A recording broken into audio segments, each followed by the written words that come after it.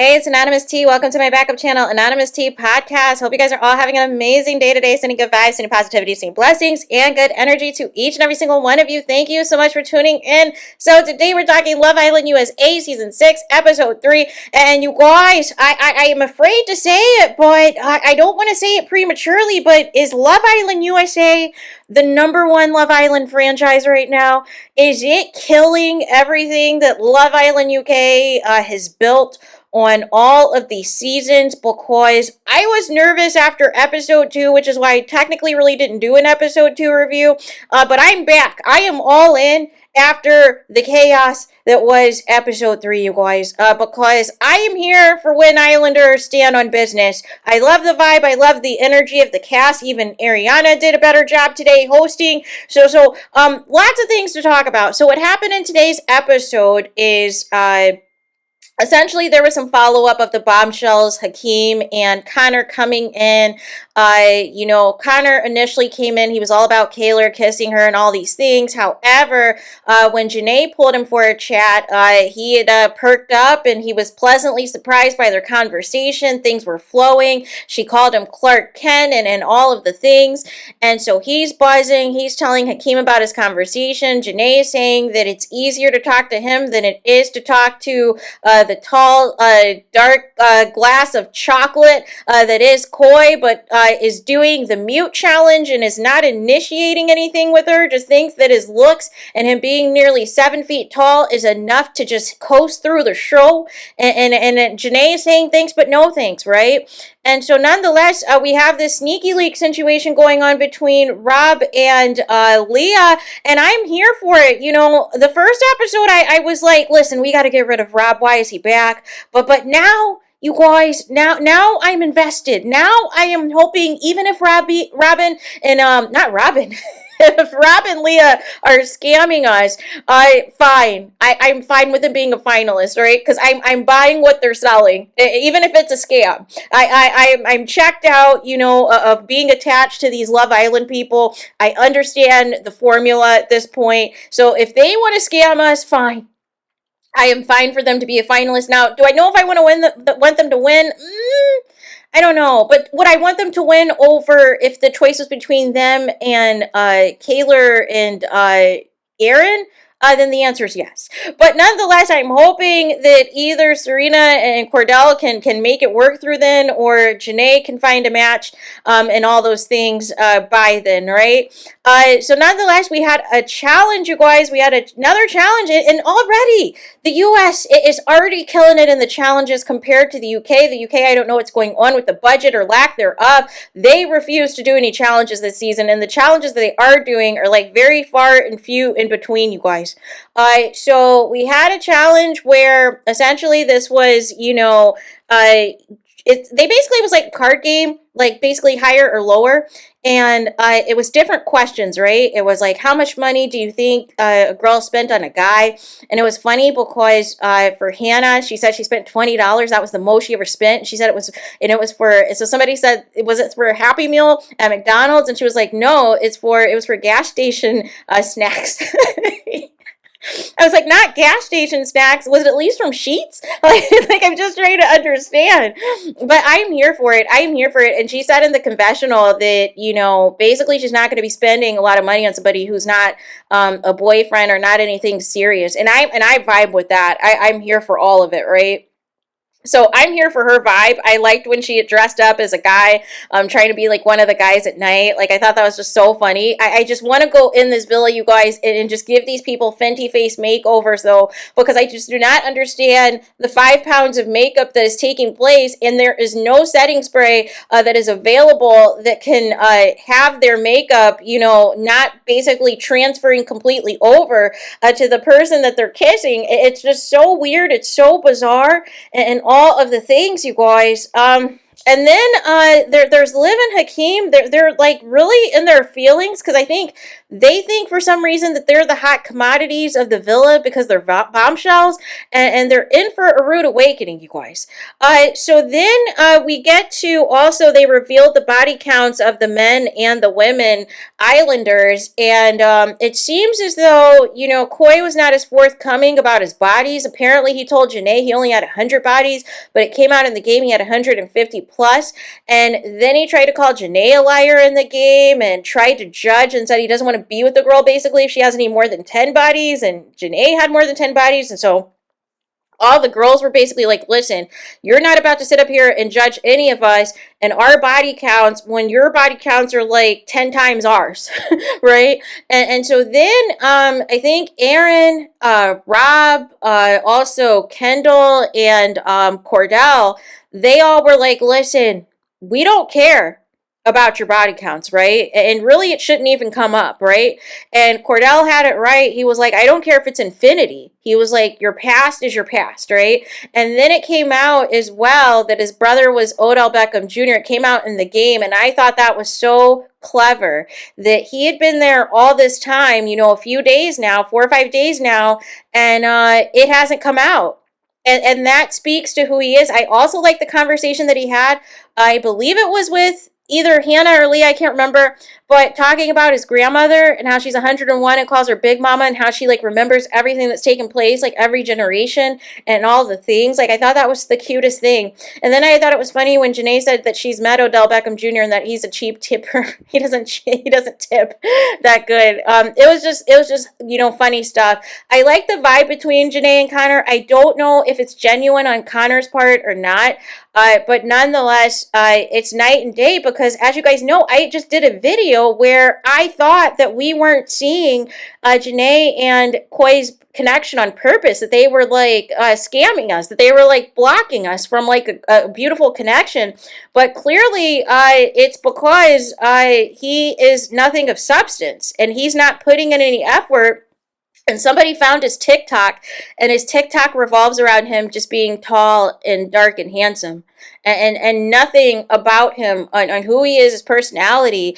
And I think that's why he just hooks up with so many girls, because they just look at him and they're like, oh, you're tall and you're good looking, let's hook up. And there's no relationship. There's nothing of substance to develop after that, right?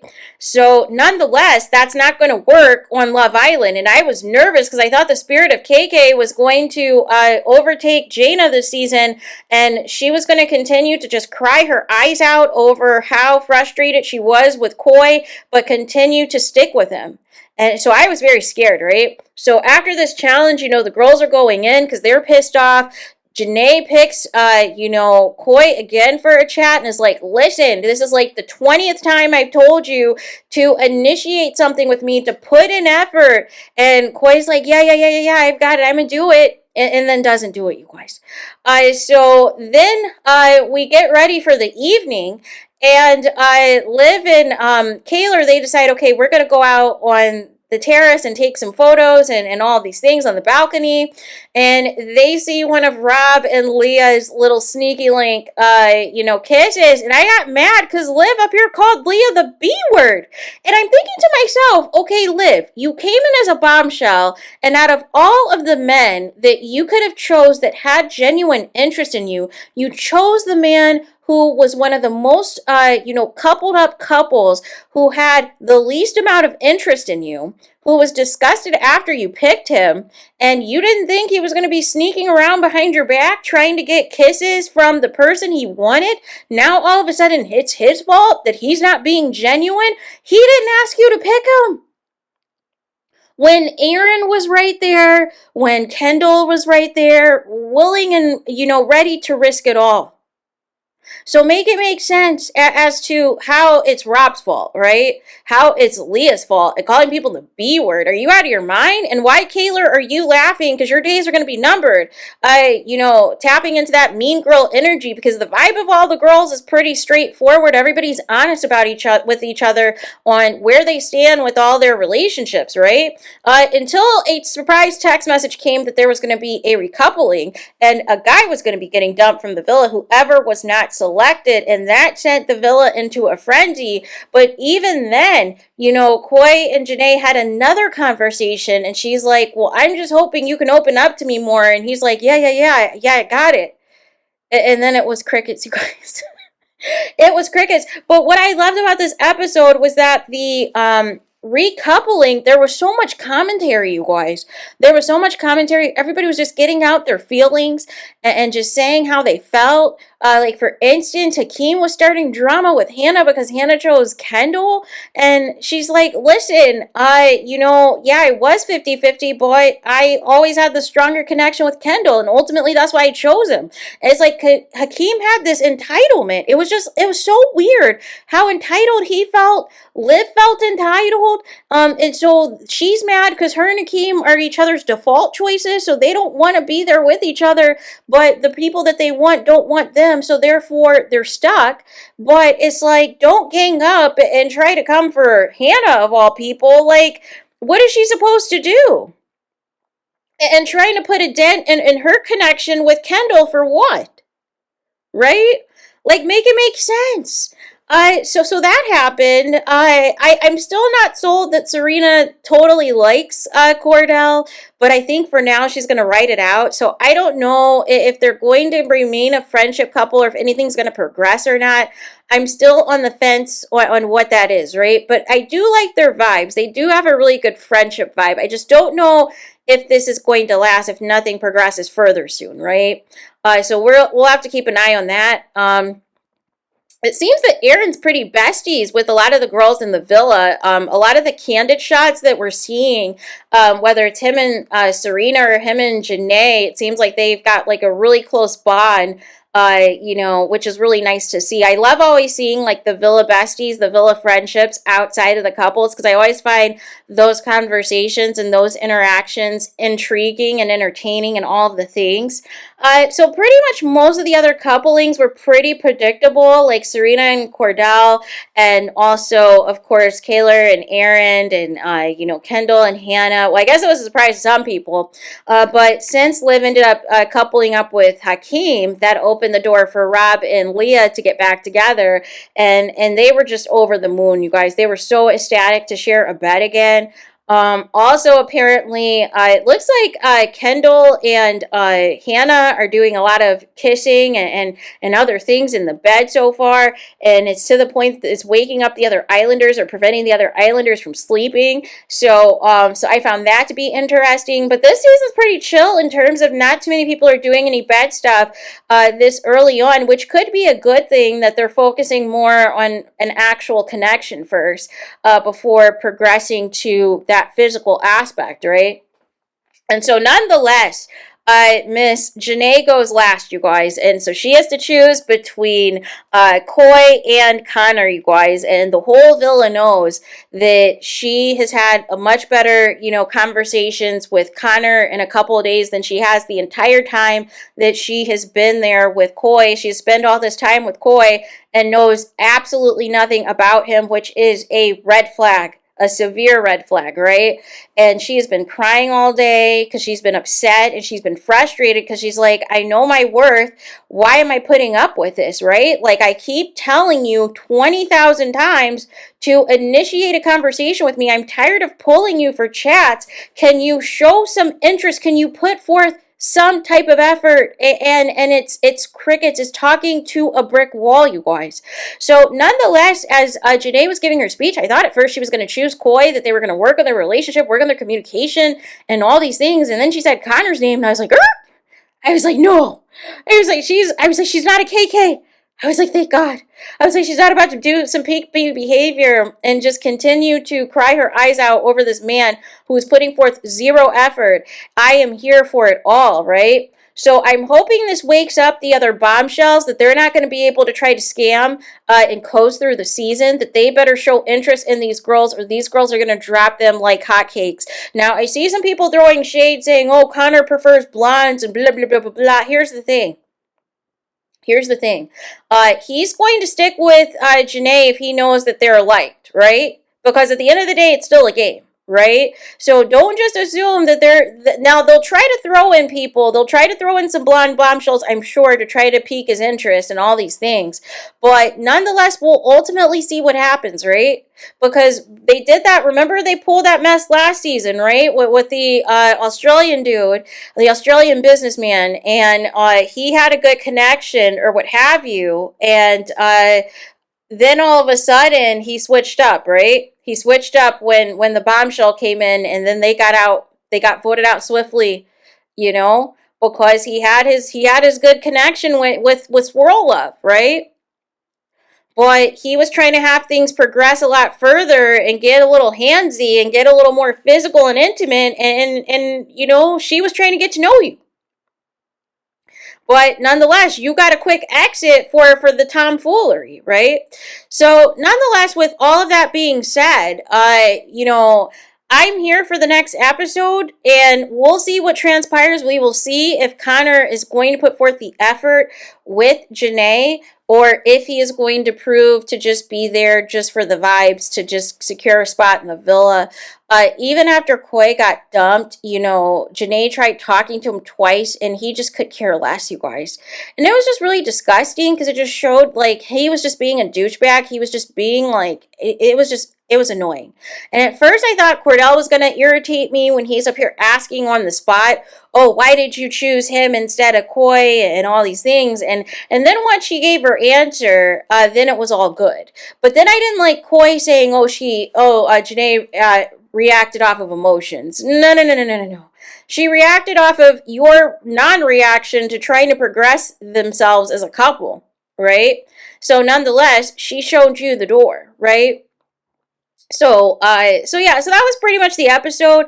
I'm here for all of it. I think Love Island USA is off to a great start. It has surpassed the tomfoolery that is taking place in the UK this season. It reminds me of the drama that takes place on Love Island Australia. So finally, we're getting to some action, and I need Janae, Serena, and Leah to stay on the show as long as possible, you guys.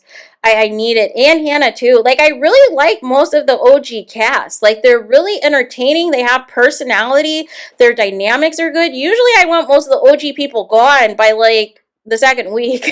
but so far, I mean, the dynamics, the vibes are there, right?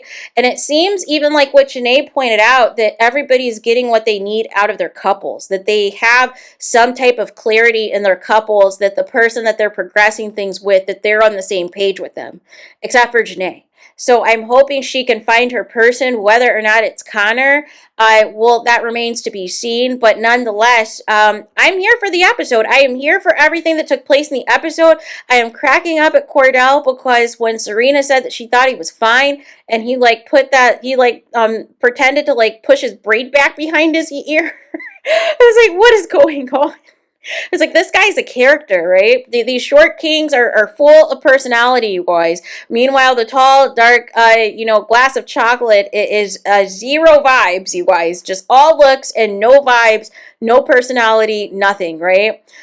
So there is that. So let me know your guys' thoughts in the comments. What do you guys think of this episode? Episode 3, Season 6 of Love Island USA. Did it hit the mark for you? Do you feel that this is going better than the UK season? Those of you who are watching the UK season, what are your thoughts in the comments? Are you happy that Janae did not take on the spirit of KK? Do you think that Connor is going to play her the moment a new bombshell comes in? Let me know what you guys think in the comments. Please do not forget to like, comment, and subscribe. Hit the notification bell so you're notified the moment I post new content on my channel. And with that being said, I'll talk to you guys again very soon.